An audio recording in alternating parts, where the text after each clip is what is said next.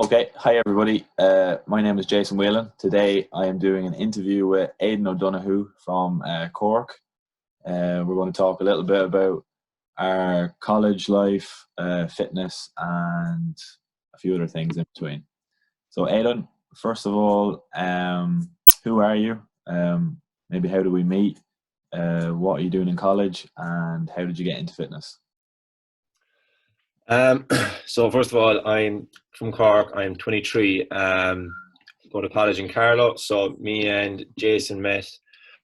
I suppose in first year. We've been in the same college course for the last 4 years. We're obviously now in fourth year and final year. Yeah, so we were both studying. We studied sports coaching and business management for 3 years, and then in fourth year transitioned into the business side of the course, which is management practice, which kind of focuses more towards like marketing, kind of business development, entrepreneurship, that kind of stuff.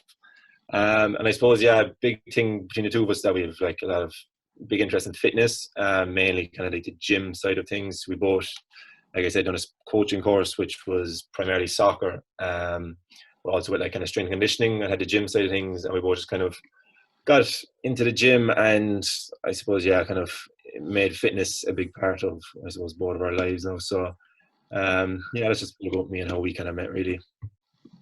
And how did you get started in the gym? So like since I was a kid, I've been playing soccer, and then I suppose around 15, 16, 17, I kind of started getting a bit more serious, kind of playing with kind of more senior teams, and it just overall got like that, a bit more serious. And then a lot of like the gym side of stuff came into it. So like obviously strength and conditioning stuff. And so I kind of from there was kind of gradually getting into the gym. And then I suppose when it came to college, learning even more about the gym, got even more interested. And then I suppose the big thing for me was back like 2018, I think it was. I got a really bad back injury, kept me out of soccer well, I'm still out of soccer now, I'm just on my back, but couldn't really run, do much of my lower body. So it kind of kept me more focused towards like upper body and stuff that I could do in the gym, like with weights and stuff, obviously being very careful and stuff. But yeah, kind of just not being able to play soccer that I would have played my whole life really kind of got me into the gym, like researching stuff even more so I could understand stuff even more and understand what I could do and what I couldn't do. Yeah, and it kind of led to me being in the gym about 4, 5, 6 days a week because I couldn't go down to the pitch and play. So kind of, yeah, really kind of that injury got me into the gym, and kind of I kind of have a bit of a love for it now, not so more than soccer, but it's just kind of like a substitute that I had for so long. So now it's kind of a big part of what I do and what I love to do. Like, so. Yeah, I was the exact same. I very much started in the gym to try and improve, my speed and my power on the football pitch. And then eventually, for me anyway, it overtook my love for soccer.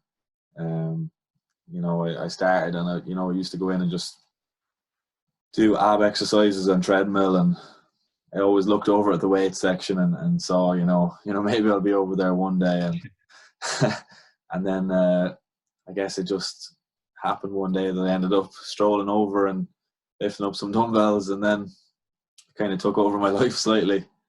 Yeah. Whereas I much prefer training in the gym now than I do out on a cold, wet pitch without some 40, 50-year-old fella. Yeah, they're the sides you don't miss, really, the cold nights and the wet No, horrible training. definitely not. Struggling to stay warm on the side of a pitch. So, what is your preferred type of training?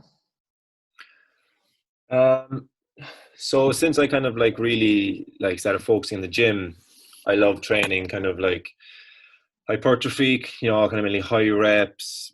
I also like touching into kind of like strength, so kind of reducing the reps a little bit.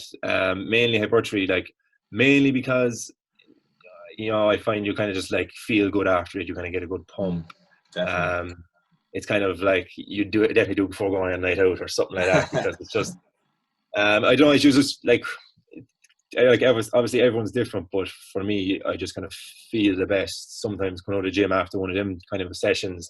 But as well as that, I can remember like back to like playing soccer and stuff. You'd have like high intensity kind of gym sessions now, doing a lot of like HIIT or kind of cardio core stuff, and like that, you get a good sweat on coming out of the gym after them. You feel great, you feel refreshed, you feel like that, like after getting a good sweat on, you always do feel a bit refreshed, a bit energized. So kind of like both of them, like that, like my hypertrophy is probably kind of the one at the moment, because I just feel like coming out after a good session, you're kind of motivated to get back in again the next day, and push even further. So I just think with that, that's probably my favorite type of training, because that little bit of kind of motivation with how good you feel after one session pushes you to get in for the next session, and then to maybe push even harder. So probably training like hypertrophy is probably my preferred at the moment anyway.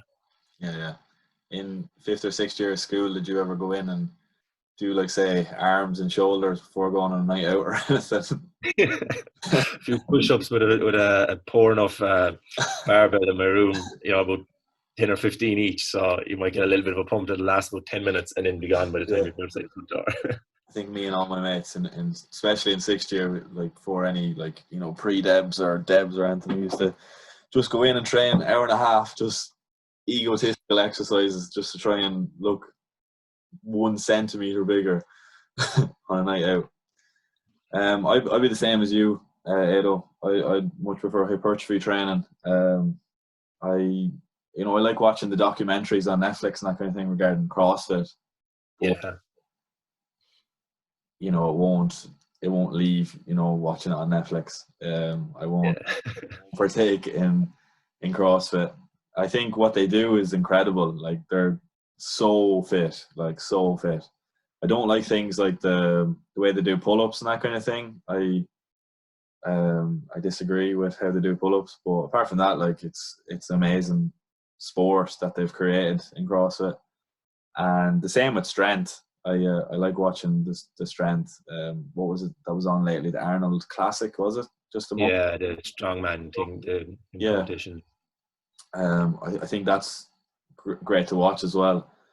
And of course, I implement strength training in my programs and that kind of thing, but I don't really do too much strength training apart from the compound lifts, my bench, squat, my deadlift, and my overhead shoulder press. Apart from those, 3 or 4 exercises, I wouldn't really do any strength reps. I mainly like to stick to hypertrophy, 3 to 4 sets, 8 to 12 reps, kind of. I feel the best after it, like you said. You just feel really, really good about yourself when you've completed a hypertrophy session, whereas compared to a strength training session, I don't really get the same feel about that.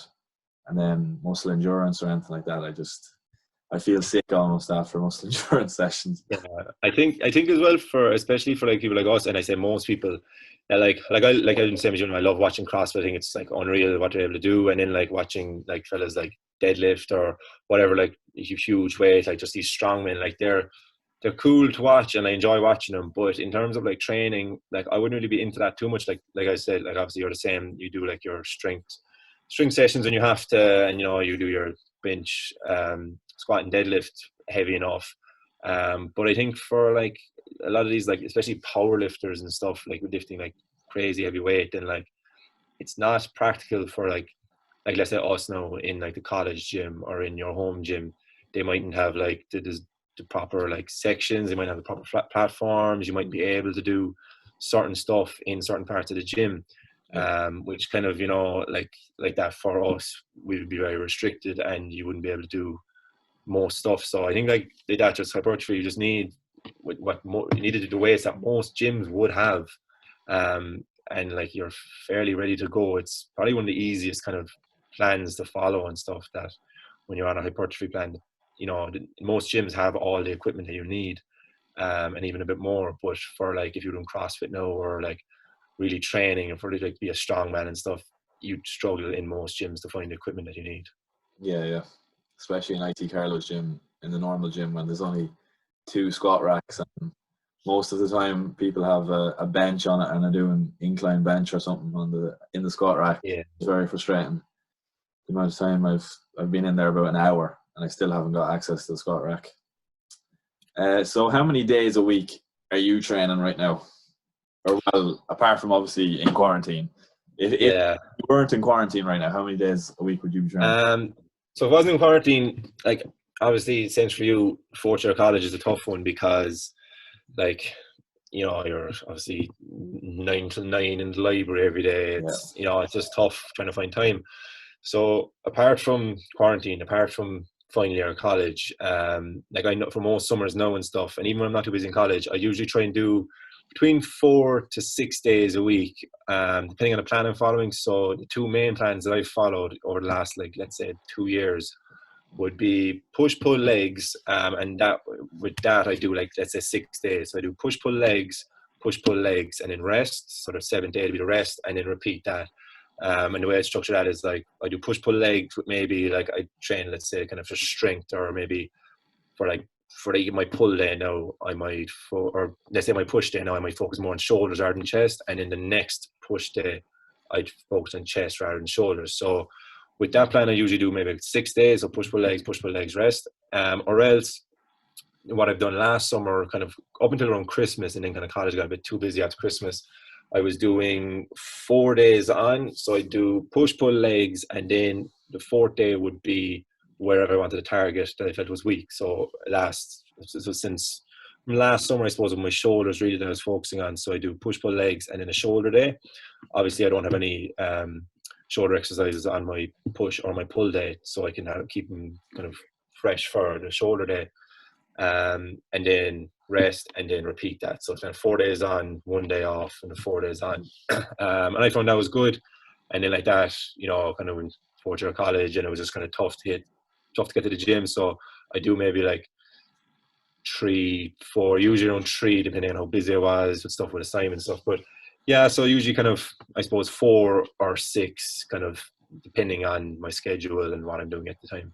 Yeah, I'd be the exact same as you. I'd look to do definitely push pull legs, and then hopefully push pull. However, I never managed to get to the gym on the 6th day. There's always something comes up, so Yeah, never get to do that second leg day in the week, which is obviously isn't ideal because my program is designed for one quad leg day and one hamstring leg day, but it never seems to work out. And then I kind of was like 2 or 3 weeks into the program, and I was like, this isn't working. Like I was kind of swapping the quad or hamstring day every week. So 1 week it'd be leg, 1 week it'd be hamstring.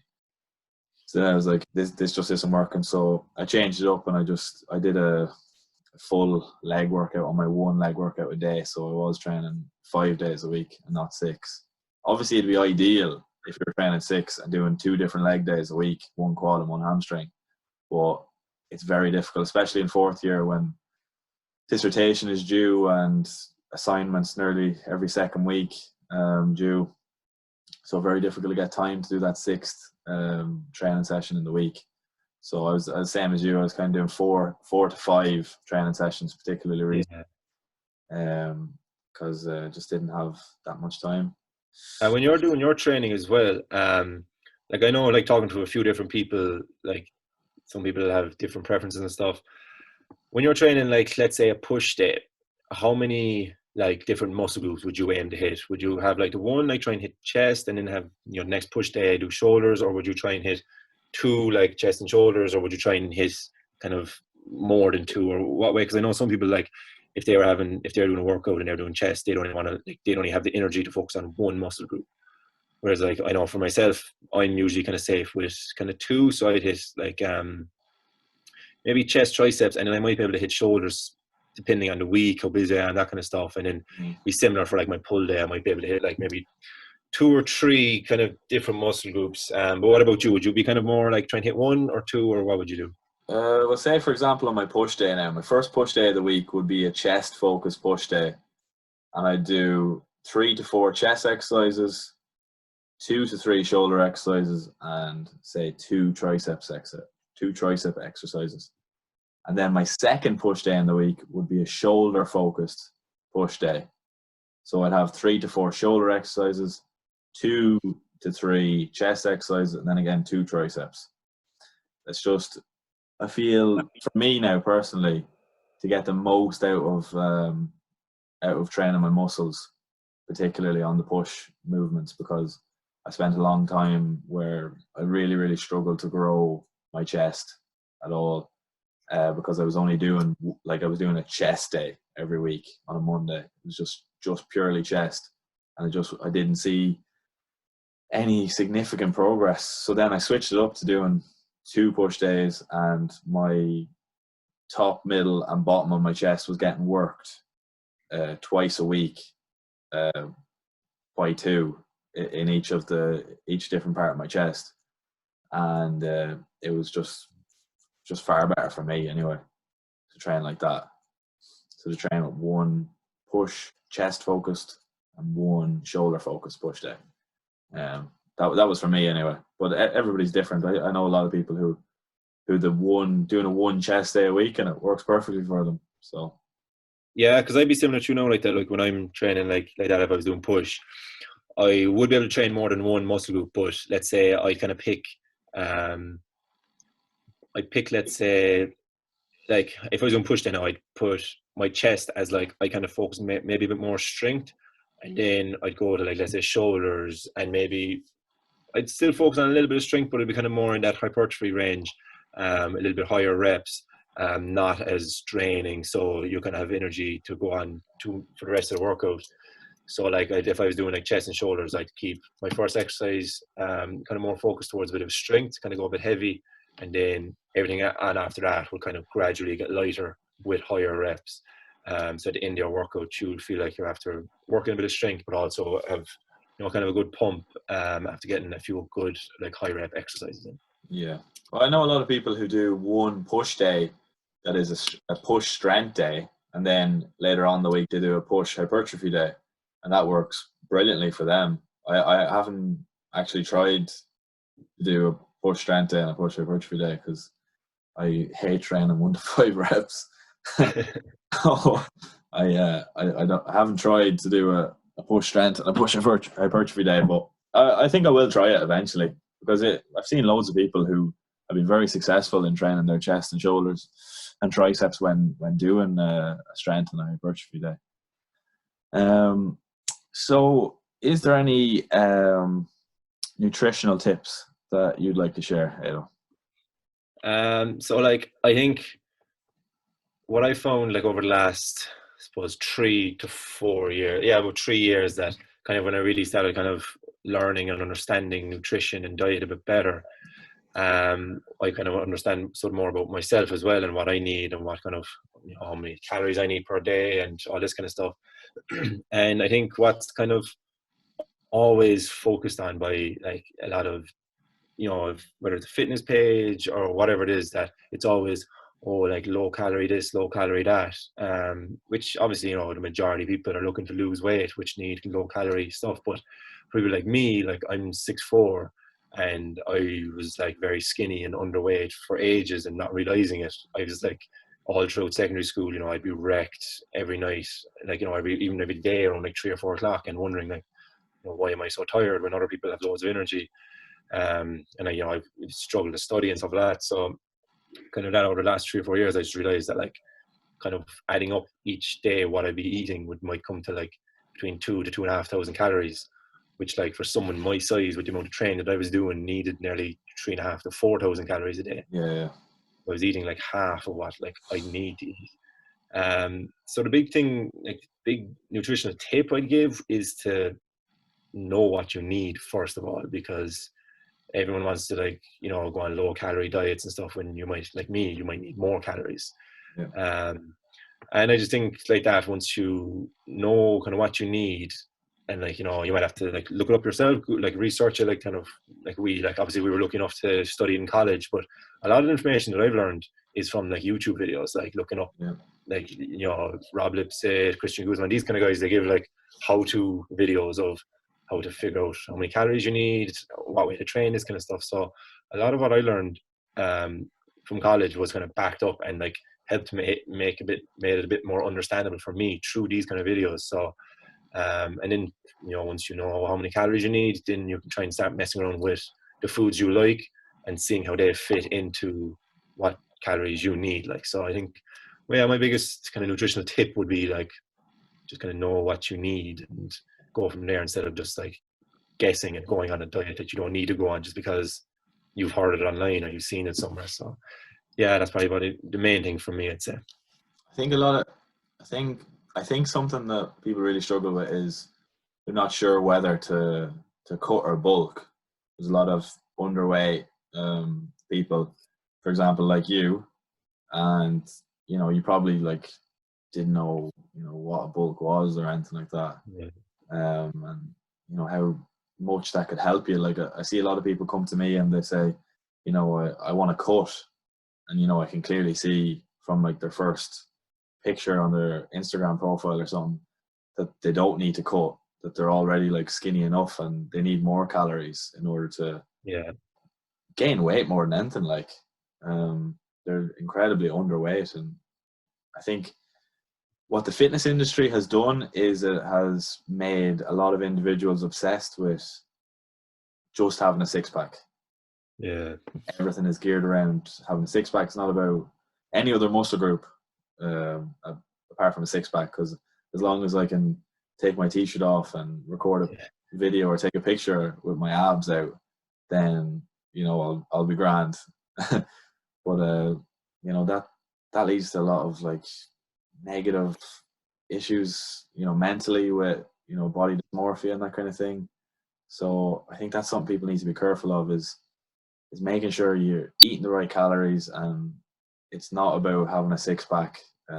Six-packs are, in my opinion, useless unless a fitness model or something like that. They just make you hungry because you can't eat as much. So hungry. But like what you were saying there, what a lot of people misunderstand is like that they'd go like, they were like, I want to get a six-pack. Like you were saying, you can clearly tell you're skinny, you don't need to cut. And then like people who say like, I want to like lose weight or I want to cut and stuff, and you're like, yeah, okay, cutting is part of like what reveals your muscles, but like if you don't have muscle there in the first place, you're just going to get even skinnier, which leads people to kind of think like, oh, okay, I'm starving myself by going on this crazy diet and I don't look like the person they're striving to look like. They don't have the muscles and stuff, which people understand. Like you could probably like what I notice with a lot of people is that like they say like, oh, I don't know whether to cut or bulk, whereas like if you look at them, they're like, you're in a grand shape, you don't need to cut or bulk. You need to start working kind of consistently in the gym, building muscle, and as that builds, as you're working out, you will gradually start losing the fat. So like you could literally eat, as long as your diet isn't too bad, you could literally eat the foods that you're already eating whilst just going to the gym, and you would start seeing results fairly quick. And I just think that's kind of something that people don't realize, that everyone's straight away, like you said, jumps to, oh, should I bulk or should I cut? And you're like, no, you need to go to the gym first of all. You don't need to cut or bulk. You need to get into the gym and start following a structured training program, and staying consistent with it. Like, and I just think a big thing nowadays is that people aren't consistent. They're like, okay, I want to go to the gym, and if they don't see results after a week or two, they change plan or they give up or something. Whereas like the harsh reality is like, you won't start seeing major results until like 3, 4, 5 months, like, which I don't know, it's just something people are gonna have to come to terms with. Like you can drastically cut for a few weeks and it might make you a little bit leaner, but in terms of gaining muscle, they have to be patient, it has to be consistent. So I think that for people, they have to have a love for the gym and enjoy going there. Like me and you have kind of found that I enjoy going to the gym every day, not just because I don't want to feel like I have to go, but I just enjoy going. So I just think that's something that a lot of people are lacking, that they don't have the love for it, or they can't see where the love comes from yet. And once they do, I just think it just makes it a lot easier in the long run. Like. Yeah, definitely. And I see a lot of people trying like these crazy new exercises that they see on YouTube, on like what's one YouTube channel? I saw Six-Pack Shortcuts, is it, or something like that? crazy tutorials and exercises. I just think like, did like Arnold Schwarzenegger or Dorian Yates or any of like those, like I know they're on steroids and that kind of thing to grow muscle, but like did you ever see any of them doing like any other exercises apart from like the exercise we already know and we love and that we perform on a weekly basis? There's no need to do these crazy exercises that will do nothing for you, absolutely nothing for you. Just stick to the absolute basics. Write down what weight you're doing on week 1. Week 2, go back. At the very minimum, do the same weight you were doing the previous week. If not, try and add even 1.25 kilos or 2.5 kilos. Like a tip that I have when I go into the gym and I train, say on bench press, I'll immediately put on 2.5s as the first plate, because then when I put on all the rest of the weight that I'm going to put on, the 20s and 25s, I can't see the 2.5s. So it's a mental thing that I think I'm only lifting 90 kilos, whereas I'm not. I'm lifting, 95 kilos. Because those 2.5 kilo plates hidden, are actually going to make a big difference in the long run.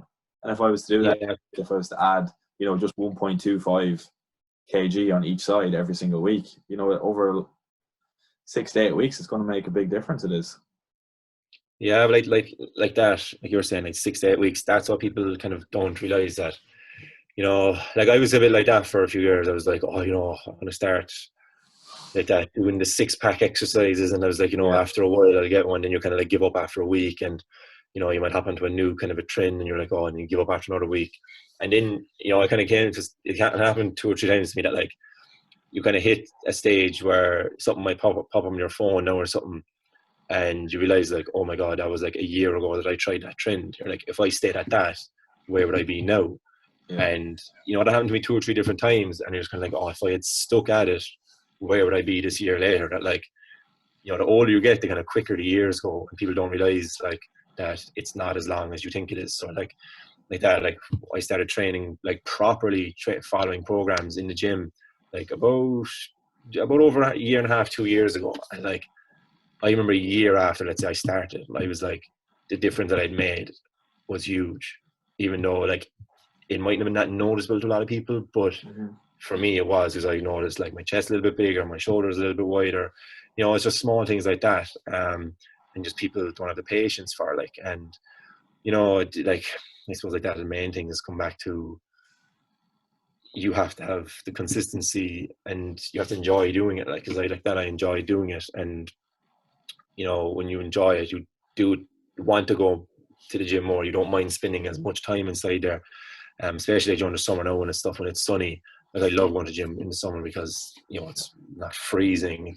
Most time it's not freezing, and it's so enjoyable to go and get a good sweat on. Whereas like most people are just like, I don't want to go to the gym. I just want to go to the beach or go out or whatever. And they're like, no, like it's much prefer being in the gym in the summer. Like, so, but yeah, it's just realize what people need to do is realize what the reality around training stuff is, and then just kind of how long it's going to take to get to a certain spot, and just like that, just have the commitment and consistency to stay at it. Like, completely agree. What is your favorite, first of all, muscle group to train? Well, I think that's nearly everybody's is the same, but obviously, like, I'd say chest. Yeah, I'd say chest, because like it's just kind of, you just, like, I suppose with me anyway, it was a big focus of mine for ages to get a bigger chest. So now it's fairly strong. Well, it's a lot stronger than it was before. So a lot of the exercises come a lot easier than, like, let's say some of my back exercises. My back is kind of weak, so like, I hate training back, even though I like the exercises, but I'm just not strong at them. So like, in that way, it's kind of, it's just not as enjoyable. It's just a lot harder for me. Whereas like the chest exercises, they're hard, but they're enjoyable to do. But then as well, like, like, I wouldn't say I love leg day, but like, it's a lot, like, you come out of there feeling like you worked a lot harder than if you were done like an session. So in that sense, I like kind of training legs, but yeah, I suppose like they all have their kind of pros and cons to like what I like and what I don't like to them. But yeah, overall I'd say probably chest, because it's just, you just feel so good after in like, a nice t-shirt or something, or like that before going out. It just you just feel good, and it just kind of gives you a little bit of confidence and stuff around that. So probably chest, yeah. And then favorite exercise?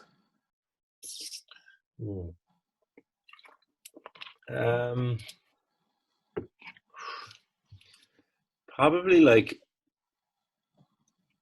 I'd say probably bench, because flat. Yeah, like with barbell and stuff, because like I've probably progressed on that the most over the last year than I have with anything else. Like I suppose it was, yeah, it was last summer. I think I hit 100. And like with college and everything, it was just kind of, you're going up and down from 100 downwards. And Yeah. I think like only a few months ago, then I hit like 105. And nearly got 107.5. But failed. But I think, yeah, so I think my favorite exercise is probably bench, because I've seen the most progression on it, so it's just enjoyable for me to do now, knowing that like how happy I was after seeing that much progression and hitting like the 100 and 105, that once I start hitting like 110 or 120 or 140, whenever I might get there, then and I know how happy I'll be hitting those, knowing how far I've come. So probably, yeah, probably bench. And so same for you. What about your two those two questions you just asked me? I'd say, well, it's funny because I definitely would have said chest like for such a long time.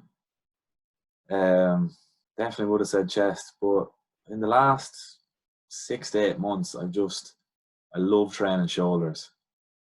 Like, Yeah. live for training shoulders right now, and it's funny because when I was about 17, I for some reason got into my head that there was no need to train shoulders. And over a 3-month period, I didn't train shoulders once. Kept training chest and back and arms and legs. As you do. He did not train shoulders once in 3 months, and that kind of led to kind of a deficiency in my shoulders, whereas they were just so much weaker than the rest of my body, like always. But I've kind of gotten back up over the last couple of months, and I'm starting to really love training shoulders again, and I definitely will never be skipping shoulders again, because I don't want to have that deficiency again where I'm lifting 35s on flat bench and I'm lifting 18s on shoulder press. It's too much for jump, it is.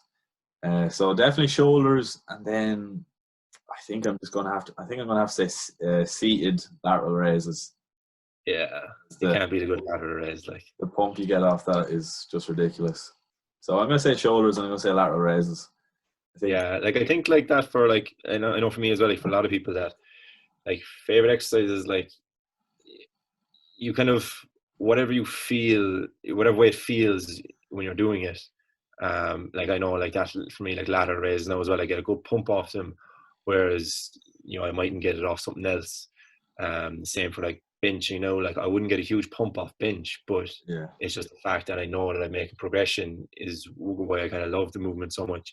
Whereas I would get a pump off other exercises, but they wouldn't exactly be my favorite exercise. You just get a little bit of a nice pump off them. So I think that's like different for everyone. Like some people like would get a huge pump off bench, whereas like I don't, and then stuff that I get a pump off, other people wouldn't. Like, so I think, yeah, it depends. Person to person is different. Yeah, definitely. If I had to choose a second one, I'd choose incline dumbbells. If I had to, if it wasn't shoulders, it'd be incline dumbbell chest press. Any people, Ado, that you would like to recommend for other people to maybe follow on social media in regards to fitness or anything? For one, obviously, like I think everyone knows probably Christian Guzman, like, because I think like not just fitness people, but so many people can like, for one, he's just entertaining to watch. A lot of these influencers and vloggers and stuff nowadays, they're so entertaining. Their day-to-day lives, the stuff they do, the kind of creativity they have around making videos is crazy. Like compared to like, it like might look so easy, and then you're at home yourself and like you pick up your phone and you try to vlog, and then you're like, God, this is the worst thing ever. So you really have to give them credit for what they do. But then as well, like, I suppose his videos before mainly focused towards fitness, different types, like different things like plans, exercises, dieting, whatever it might be, and they give some really good information. So like that for like, especially like him now, Rob Lutzik gives some good information, and there's a few more. But like what I also like about him and Max Tuning is similar, that like they have their own business and stuff, and they kind of they document like the growing of their business and how they do stuff and their kind of thought processes behind it. Whereas like you kind of, you don't really, you can't really find that anywhere else. Like, you can see like articles and stuff written about people, but you don't know how much is true. Whereas like their videos, like, yeah, they can fake something in a video, but like when they're videoing themselves every single day, it's a bit hard to keep faking something over a long period of time. So having the two of them, like that, like Rob Lipsett, he's entertaining, and obviously he's Irish, so like, it's kind of cool to see an Irish person doing stuff like that. Who else now? Like Jeff Nippard's a good one. He's not the most entertaining, but he gives some really good information. Like all his stuff is kind of like backed by like journal articles, research. So all of his stuff is credible, and he just kind of like, if you watch him for like a few weeks, you could just build your own program off the information he gives about like workouts, like different muscle groups, dieting, this kind of stuff. So I find he's a good one to watch because he does give like that a lot of factual information. And as well for like going back to like Max Tuning and like Rob Lipsett, Christian Guzman and stuff, like people look at these guys now and they're like obviously really successful, they have loads of money and all this, but like if you go back to like, let's say, go to their first video or their first like, let's say 50 videos, they're like start off like in college, like literally the same as us, and they're like doing the stuff that they're still doing today, minus like the businesses, but they just have like a smaller house, or they have like don't have as much money, don't have the flashy cars. So I think when people look at like these like celebrities or like these like influencers and stuff, and they're like, oh, they already had loads of money, it's grand for them, but you look back to these guys and you're like, well, they didn't. Like they just had like their local gym, and they had a camera and they just started videoing stuff, and now they are where they are today. So I just think whether it's for like entertainment you want to watch them, whether it's for like fitness, nutritional advice and stuff, or just kind of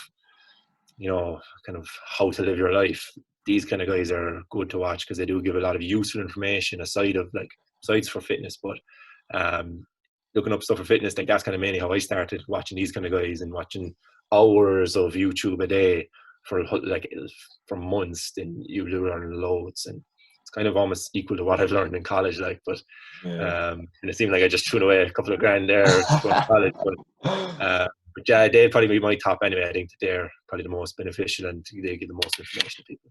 Yeah, I agree with that. I don't think they get enough credit for recording the drone shots. Yeah. Like the amount of effort that they go to for every video, send a drone up, record. They probably record like 5 to 10 minutes worth of drone footage. You might only see about 15 seconds of it. Like, they go to go and capture that. Like there's absolutely no need. Like, well, it looks.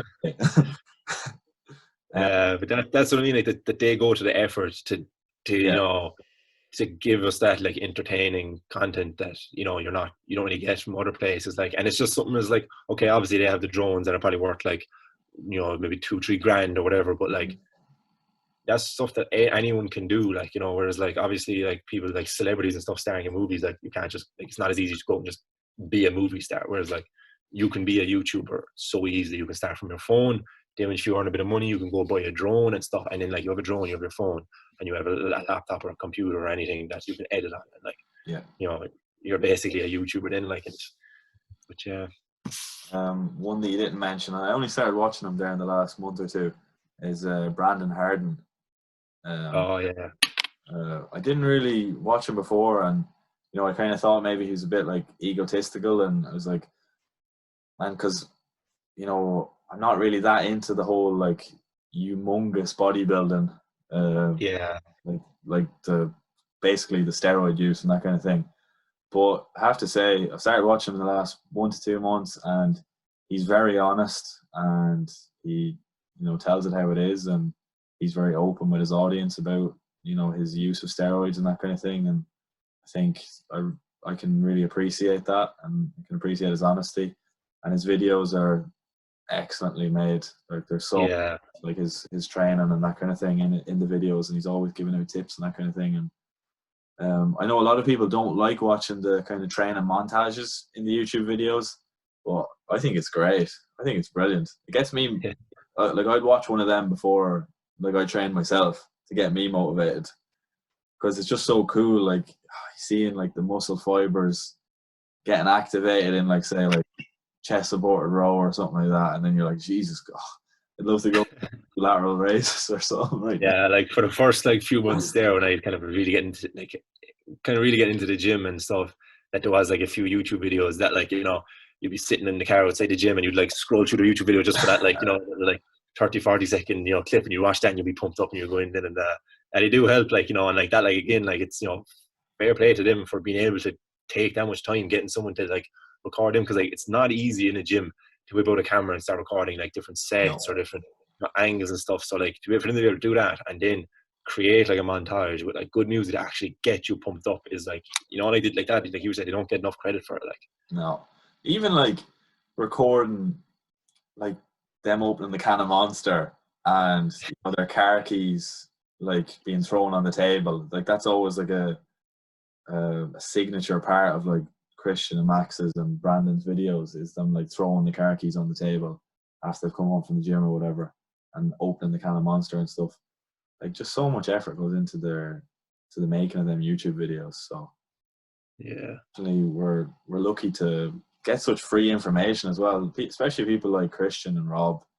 They provide ridiculous amounts of free information on YouTube in regards to training and nutrition. But there's almost no need for a consumer to purchase their online course. yeah. It's just like literally like, you know, the detailed videos on what exact macros each individual should be and everything like that. It's just Like another good one was Joey Delaney. I kind of started following him probably around maybe Christmas, or maybe it was last summer. Like that, he's not like into these huge like cinematic kind of montages and stuff, but like he gives like honest advice. He's just like a kind of a cool guy, gives some kind of honest, good advice. And like even like sometimes there, like he's like he even says he's like, oh, I'm not into like he has like his own like online coaching stuff, which fair enough, like most of them do, because, you know, it's valuable information they have.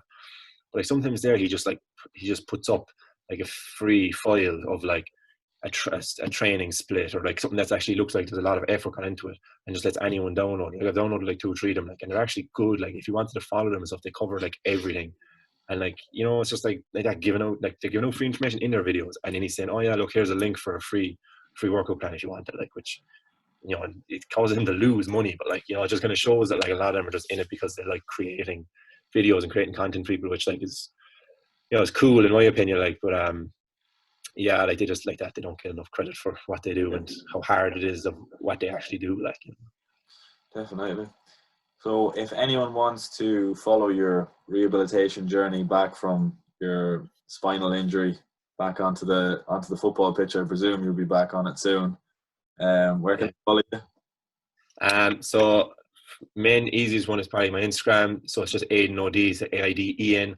And my link to my blog as well will be there. So if anyone wants to check out my blog and see anything about me, this podcast will also be up there. So hopefully there'll be a good bit of content on that soon as well. Brilliant. Thank you very much, Ado. Pleasure to be on with you, Jason. Thank you.